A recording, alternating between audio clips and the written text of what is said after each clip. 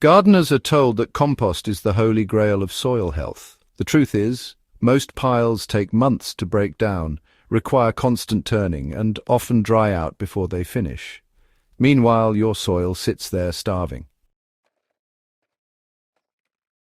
What if there was a faster way to create that deep, black, fertile soil plants love without waiting half a year for a pile to rot? The shortcut exists, and it's rooted in methods like compost teas, slurry feeding, and chopped and dropped greens. These approaches bypass the long wait time and feed your soil directly, delivering the same end result, humus-rich, living soil, in a fraction of the time. The problem with waiting on a traditional compost pile? Traditional piles are slow for a reason. They depend on the perfect balance of browns and greens, moisture and aeration. Miss one element and you're left with a cold pile that just sits there, rotting in place. Even when composting is done properly, you're looking at, well, anywhere from 3 to 6 months before you get usable compost. And that's if you're regularly turning the pile to keep the oxygen flowing, which, let's be honest, is no small feat. For older gardeners or anyone managing a large plot, all that turning can be absolutely backbreaking work.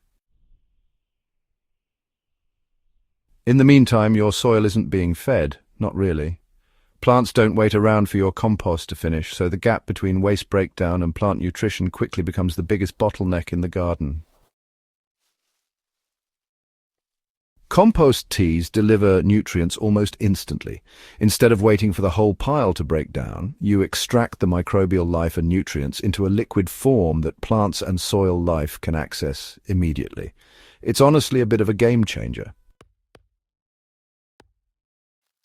So, a basic recipe uses 1 shovel of half-finished compost or even just fresh kitchen scraps blended with a bit of garden soil mixed into a 5-gallon bucket of water.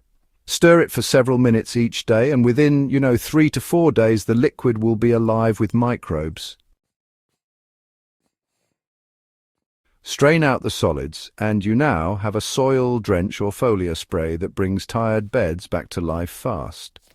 For ratios, many gardeners dilute 1 part tea to 10 parts water before applying. That prevents overconcentration while still giving your plants a strong boost. Used weekly, compost tea doesn't just fertilize. It inoculates your soil with beneficial bacteria and fungi, accelerating the natural breakdown of organic matter already in the ground. If teas feel like too much waiting, well, slurries speed it up even further. A slurry is nothing more than blending raw, organic waste into a liquid that soil organisms can consume immediately. For example, take banana peels, leafy greens, or spent coffee grounds and blend them with enough water to make a thick smoothie. Then pour this mixture directly into planting holes or trench it into the bed. Within just a few days, the slurry actually disappears into the soil food web, leaving behind this lovely, darkened, crumbly soil. So, this method works because you're basically skipping the entire decomposition stage that would normally happen in a pile. By chopping the waste into a slurry, you're giving soil microbes pre-digested food that honestly requires almost no extra energy for them to break down. A good ratio to use is 2 cups of kitchen waste, blended with 2 cups of water poured into a square foot of soil. Then just cover lightly with mulch to keep pests away, and in less than a week you'll probably notice earthworms congregating in the area. Another overlooked shortcut is chop and drop, a method that, well, really mimics the forest floor. Instead of pulling weeds, prunings, or spent crops and hauling them to a compost pile, you just cut them down and leave them right where they fall. The greens provide nitrogen, the stems provide carbon, and together they break down directly on the soil surface. Covered lightly with a layer of mulch, they create a slow-release carpet of organic matter that over time steadily feeds the soil below. For example, legume cover crops like clover or beans can be chopped at the end of their growth cycle and left in place. Their nitrogen-rich leaves decompose in just a couple of weeks, while their roots add organic channels that improve soil aeration. In vegetable beds, you can chop tomato or pepper prunings into 2-inch sections and scatter them across the soil surface, letting microbes and worms do the work for you. What makes teas, slurries, and chop and drop so powerful is that they copy what nature has been doing for millennia. In a forest, no one builds compost piles or turns them with a fork.